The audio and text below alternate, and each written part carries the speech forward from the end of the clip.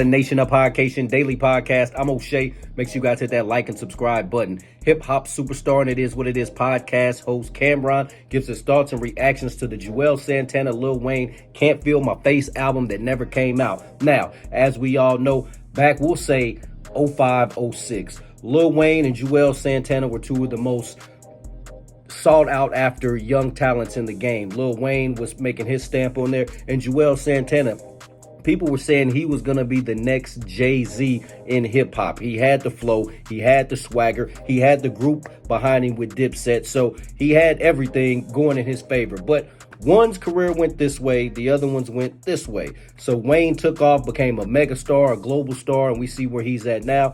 Juelz Santana still had a nice career, but it underwhelmed a lot of people. A lot of folks thought he was going to be, like I said, the next Jay-Z. He had it all. But unfortunately, things changed. Now, Cameron says in a recent interview that the real reason why the Can't Feel My Face album came out was because Lil Wayne hadn't dropped his Carter One album yet, and they didn't want to, the record label wanted the Carter album before they wanted the Can't Feel My Face. Now, I believe it was the Carter One or the Carter Two. It was one of those two that was coming out. But at the same time, you got to respect the record label. They want that Wayne album. Wayne was the hottest rapper from what we'll probably say, 06 to about 2010, so Wayne was in his prime then. Mixtape Wheezy, the whole Carter series was legendary. Let's take a look at this clip from Cameron as he talks about Juelz Santana, Lil Wayne's album not coming out. Let's tune in.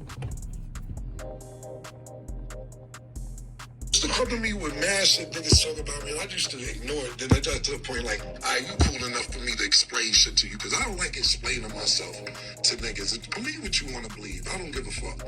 And so when I started, me and you got really cool, and I was clearing shit up with you, and then had cold niggas that like Tito, for instance, you be like, oh, get the fuck out of here this whole time, etc.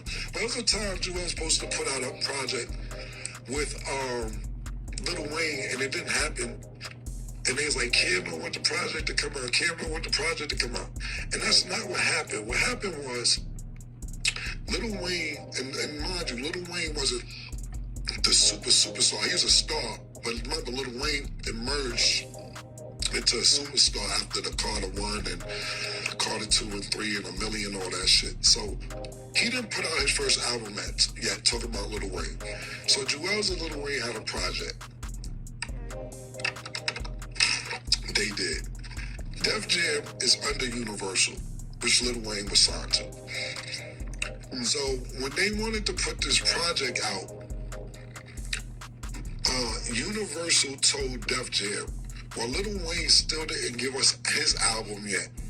So if y'all want to put this project out, we're taking 95%, and Def Jam, y'all can take 5%. And so Steve Garley, shout out to Steve Garley, he's now the lawyer, the head lawyer for Universal. At the time, he was the lawyer for Def Jam. And we still good to this day. Now go find Steve Garley and ask him that. Niggas don't know who Steve Garley is, they just want to blame Cam. We had a joint venture deal with Def Jam. So if that project came out, that means that Def Jam would get 2%, 2.5% of the album, and me and Juelz would get 2.5% of the album. And they say, Cam, we love you and all that, but we're not doing that. We can't do ourselves. But they really want to come out and say, Cam, you listen, we're going to get 2.5%.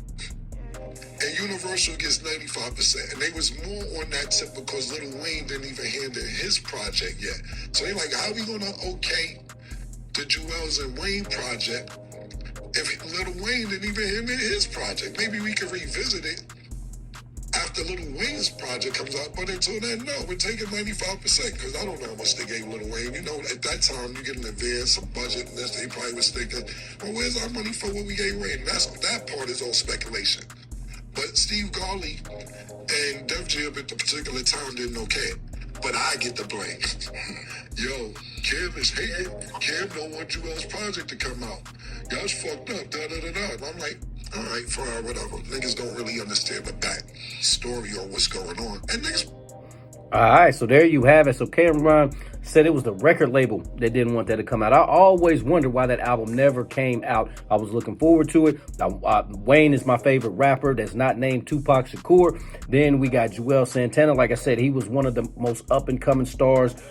Folks had high hopes for Juelz Santana. So those two, and it would have been one of the first collab albums. You know, like a lot of folks started to do, like Drake and Future did one, Drake and 21 Savage. You know, a lot of that stuff, you know, would have started from that album. And to see that album just sit there and those songs just sit there and never come out, really, really disappointing. I almost wish they would have just let it release anyway and just got what they got off of it. But at the same time, if you're only going to get 2.5%, I mean, and then the label's taking 95%, and then you got to split yours with Def Jam, and then Wayne's got to get his portion. Y'all was gonna get next to nothing for the project, so I can respect Cam'ron being like, nah, I'm good on that.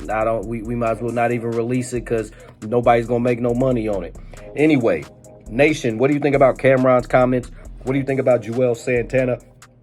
What do you think about Juelz Santana's career? Did he underachieve? Is he right where he should be, or did he overachieve?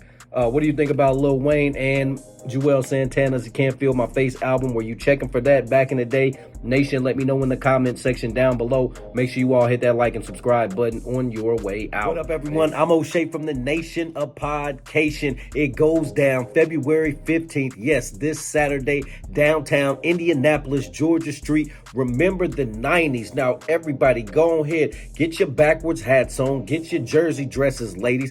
Fellas, break out the FUBU jerseys. Let's come downtown to Georgia Street and have a good time. My main man, DJ, last name, song is on the ones and twos. It's ran by AK Promotions. That's my boy Antoine. You know how we get down. Folks is going to have a good time. It's going to be some dancing in the building. It's good food in the building. The drinks flow in the building. Come out, show up, have a good time with us. This weekend, February the 15th, Georgia Street is going down. Make sure you check out my YouTube channel, Nation of Podcation. Make sure you hit that like and subscribe button on your way out. What up, this is DJ Michael Watts. And when I'm not in the Switch House, I'm hanging out with my dog, DJ last name Song. Girl, I hope you to stay so weak.